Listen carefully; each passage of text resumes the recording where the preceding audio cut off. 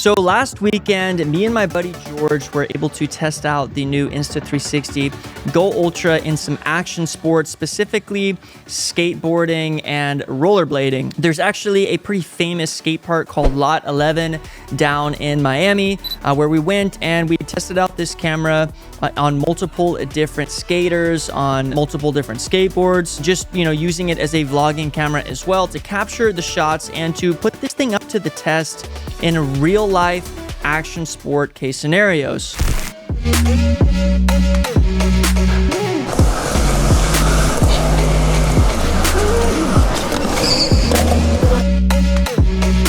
We're going to be covering things like the battery life, the mounting options, the durability, the image quality, and just my overall experience using this camera in real life action sports and put this thing up to the test. So by the end of this video, you should have a pretty good idea of what this thing has to offer and what this thing's capabilities are in terms of using this for action sports. So let's get right into the video.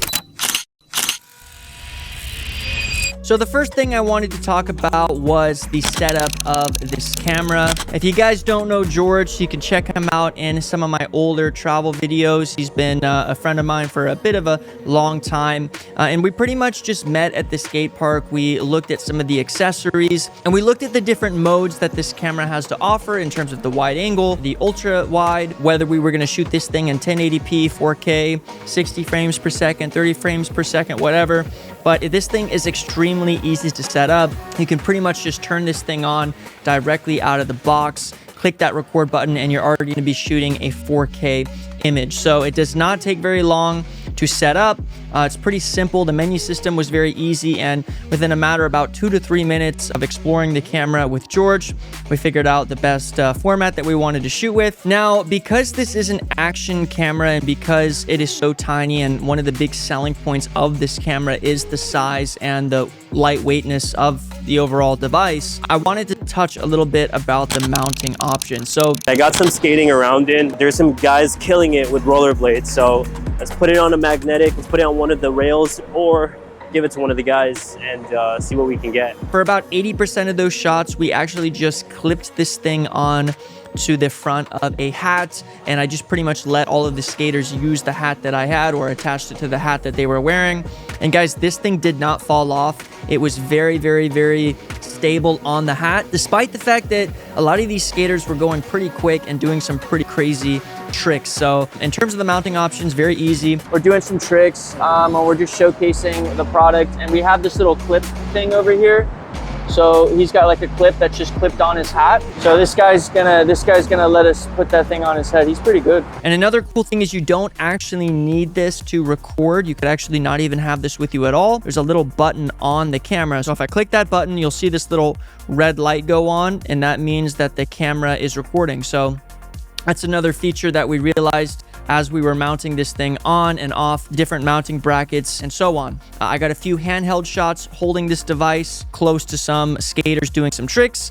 We actually connected this thing to a few magnetic points throughout the skate park. And then last but not least, we got a bunch of first person viewpoints with this camera as well. So how is the performance of this camera? And when I speak about performance, I mean things like durability, ease of use during the recording periods, the stability as these guys were riding the skates, and the overall quality of the footage. Well, based on the experience that I had with George, this thing was very, very easy to pretty much connect on all different mounting points. So the footage was surprisingly extremely stable, despite, again, a lot of these guys were wearing it on their head, we're going over bumps, we're doing tricks, we're going at very high speed. So there's actually a built-in stabilizer within the camera that you can turn on, which we had on for every single one of our shots to keep it as stable as possible. And the overall image quality honestly looks very, very good. In terms of the durability of the camera, this thing did fall a few times, specifically when I tried to connect it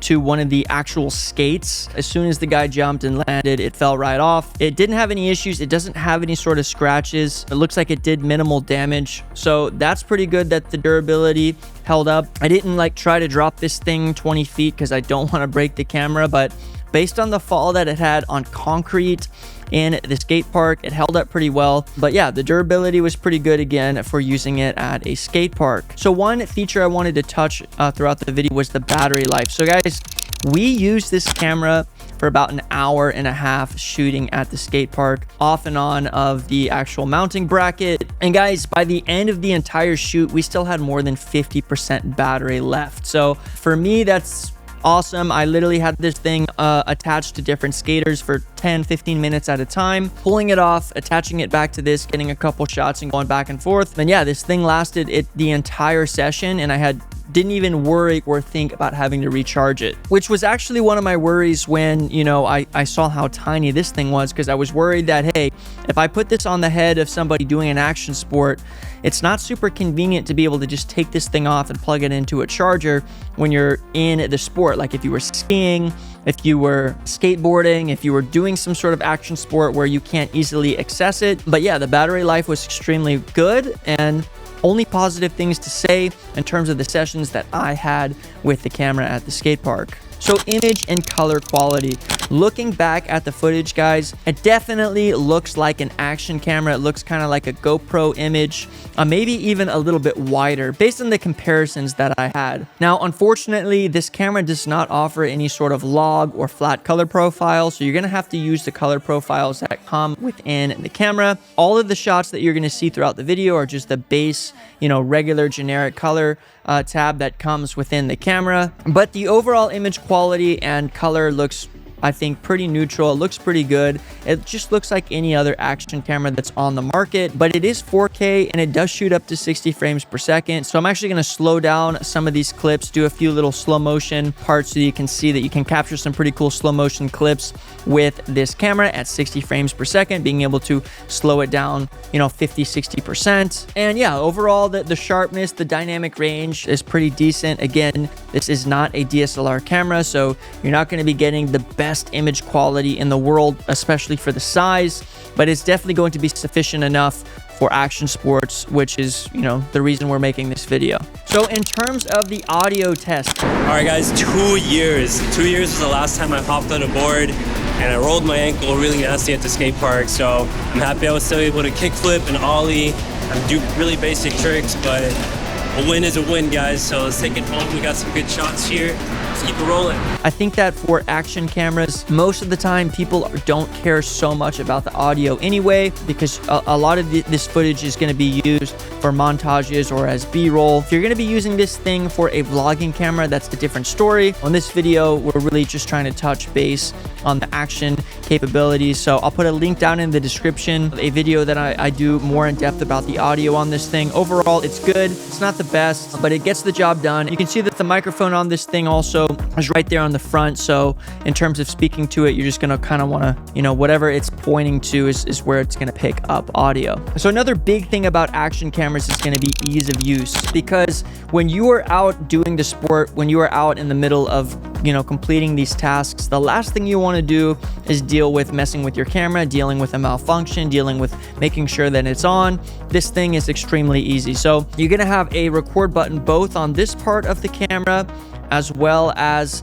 I mentioned earlier in the video, this part of the camera, and pretty much all you do, click that little red button, okay, it's on, and boom, it is recording. So just like a lot of other comparable action cameras, it's very easy to just click that button, turn on. It also makes a beeping sound so that after you hear it beep a couple times, you know that it's recording. You can ask people that you're with, hey, just make sure it's on, make sure that that red light is blinking, which is very, very important for action cameras, so you know that you're actually recording what you're looking at. That's pretty much it, guys. So for somebody who's not very tech savvy, they want to buy something that's extremely easy to use, this thing is definitely beginner friendly. Not a lot of settings, as I mentioned earlier, and I don't think you're going to have a problem in terms of ease of use. So what did I really like about this camera? I think the biggest thing that this camera offers is going to be the size. So being able to get some creative shots with this thing that might not have been so easy to do with a bigger action camera. And even if you compare this full body, right? You know, imagine wearing this thing on your head, or imagine having to mount this thing to a car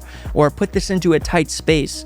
It's a lot easier to do so with this little tiny piece of camera that is detachable compared to a full body. So that is the biggest plus and the biggest selling point of this camera. Another big plus is the battery life. As I mentioned before, I didn't test this thing to its peak, but I was able to use this thing for multiple hours, you know, turning it off, turning it on, having no problem, not even having to worry about low battery life the entire shoot.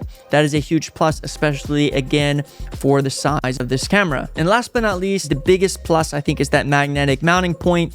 Being able to mount this thing on so many different attachable mounts, you know, that you can buy from Insta360, that you can buy away from Insta360, and be able to attach this thing to anything that's magnetic out in the field to add those creative shots. As a matter of fact, I've used this thing for multiple shoots outside of the action sports world. And again, I was able to find a lot of different things that were magnetic. Probably didn't even know were magnetic that this thing was able to mount to. I was able to get that creative shot that I definitely would not have been able to get with other action cameras. A few things that you probably want to watch out for on this camera. One is going to be the low light. Keep in mind, it's a very tiny camera, a very small sensor, so it's not going to be the best in the world for low light. That's just something that comes with a small camera. Number two is going to be the heat. This thing gets extremely hot, so even though it's small, even though it's lightweight, when it is recording 4K 60 frames per second, you will feel the heat coming off in your hand, or if it's in your forehead, or if it's in your pocket. That is something that I noticed while I was shooting, something you guys should probably, you know, watch out for, or just keep in mind before purchasing it. And once you get this thing, you're gonna have to connect it through the app. I did find that a little bit tedious because it did take me about 10-15 minutes to update this thing, get it all ready. So right out of the box, you will be forced to connect this thing to an iPhone or to a phone through the application before you can get started and use this camera. So final thoughts, guys, I had a great time using this thing with George. We had a great time shooting this camera. I have 3 or 4 other videos coming on this specific camera. I'll put the link down in the description. Is this a buy for your action sports? Well, I definitely think it's up there with the competitors. Really comes down to your taste. If you guys want to know more about this camera, if you guys are seriously looking into buying this camera, I have a really good video that I launched a few weeks ago. Should you buy this camera in 2025? I'll put the link down in the description. We dive in a little bit deeper into the specs, into some of the nerdy things in terms of making a buying decision. And yeah, I really had a great time getting some of these shots with my buddy George at the skate park. Hopefully you guys liked the footage, and hopefully the footage that you saw throughout this video is helping you guys kind of make your decision on what that overall image is going to look like, because realistically I think that that's the most important thing about buying a camera or an action camera is what is it going to produce, what is the image quality going to produce, and how easy can I get that shot. If you guys are interested in making money as a video creator, I have a free Skool community with a 100% free course where I teach you how to make $0 to $10,000 per month as a creator. It is 100% free. I'm giving it away to the first 100 people absolutely for free. We just hit 50 members, so we're about halfway there. Go ahead and click the link down in the description, sign up so you guys can take advantage of that. And let me know down in the description if you guys like the quality of the image that this thing produces, if this is something that you would use for your action sports, or if you would use some of the other competitors. I'm curious to know. And last thing but not least, if you guys want to pick this thing up, I'll put an affiliate link down in the description as well. If you guys like the video, comment, like, subscribe, and as always guys, peace out.